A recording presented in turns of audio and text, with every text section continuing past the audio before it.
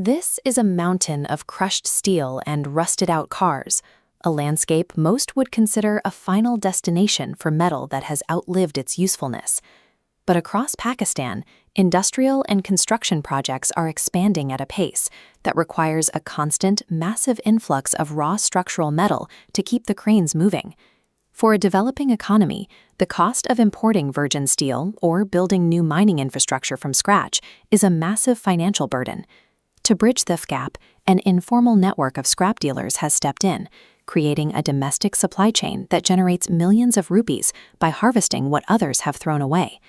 This decentralized system serves as a necessary bridge, moving tons of discarded material back into the national industrial supply chain every single day. Dealers build their inventory by targeting industrial leftovers, bidding on defunct factory equipment, heavy machinery, and construction waste that can be acquired for a fraction of its original value.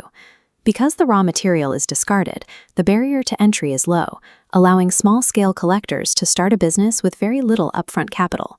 The profit, however, is made in the sorting.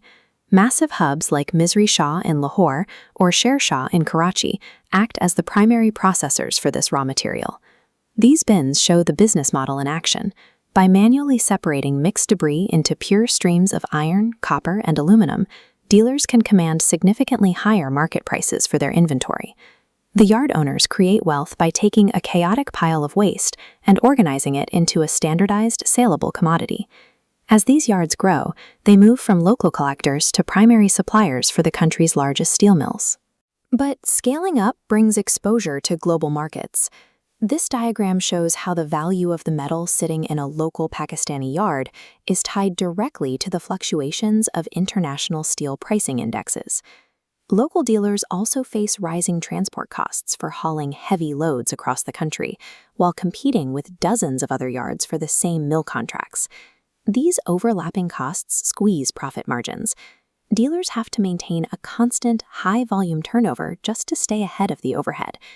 Success in this industry depends on a dealer's ability to move massive quantities of metal quickly, timing their sales to avoid a sudden dip in global prices.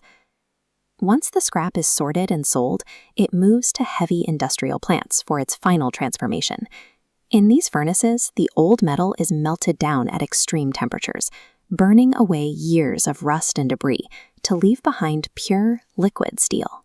This reborn steel is extruded into the rebars that reinforce the foundations and walls of the country's newest city skylines.